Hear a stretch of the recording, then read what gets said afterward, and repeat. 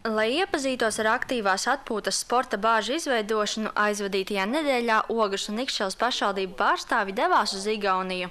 Kamēr Latvijā joprojām tiek diskutēts par aktīvās atpūtas vietu izveidošanas nepieciešamību, tikmēr Igaunijā gada laikā uzbūvētas jau 8 šādas bāzes. Novērtējot Zilo kalnu sniegto potenciālu, līdzīgi projektu plāno realizēt arī Ogres un Ikšķeles pašvaldība.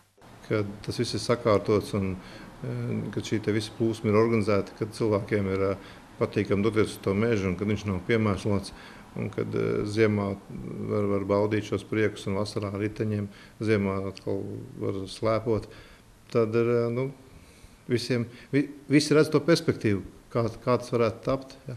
Jo, ja mēs tagad neko nedarīsim, tad ir viena lieta tās aktīvās atpūtas, bet otra lieta ir tas, ka tas tomēr ir dabas aizsargājumā teritorija, kur arī ir jākopja, un viņa arī prasa zināmas kaut kādas savas lietas, kas it kā mums būtu jāievēro. Un, ja mēs neko nedarīsim, tad mēs vienkārši aizlaidīsim to visu bojā. Ogres un Ikšķeles pārstāvji viesojās 3 kaimiņu valsts pilsētās – Pelvā, Viru un Igaunijas ziemas sporta galvaspilsētā Otepē. Otepē līdztekus 40 km rolleru un skrituļu slidošanas celiņu atrodas arī Tehvandi olimpiskais sporta centrs. Otepē tiek dots starts populāriem Tartu maratonam, bet ziemā distanču slēpošanas sacensībām, tramplīnu lēkšanai, ziemeļu divcīņai un biatlona sacīkstēm. Latvijā vienīgā šāda veida bāze atrodas Madonā – Smeceres silas slēpošanas un biatlona sporta bāze.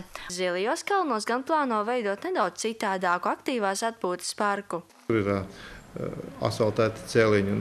Ir visādi tādas lietas, kas varbūt tās šajos zilos kalnos nemaz neiedarētos. Ja? Jo mums ir jāapstāst šī pieredze, kas ir citiem, un tad jāsameklē savs tas variants, kas darētu mums šeit. Jo šī teritorija ir pietiekoši liela, un viņi ir jāizplāno no A līdz Z, lai nebūtu pēc tam problēmas, un lai katram būtu tur vieta. Egils Helmanis norāda, ka Zilo kalnu projekta realizēšana būs smagnējs process. Šeit jāsadarbojas 3 pusēm – Ogres un Ikšķeles pašvaldībām un īpašniekam Rīgas mežiem. Šobrīd gan netiek noteikti konkrēti termiņi, kādos jāiekļaujas īstenojot aktīvās atpūtas projektu, un joprojām neskaidrs jautājums ir par Eiropas finansējuma piesaistīšanu. Tomēr Zilos kalnus izmanto gan orientieristi, gan skrējēji, gan suņu īpašnieki, gan par nelaimi kvadriciklu un automašīnu vadītāji. Tāpēc šīs dažādās aktivitātes dabas parkā jāskārto pēc iespējas ātrāk. Dācis Tribotska, Zanda Treško, Ogres televīzija.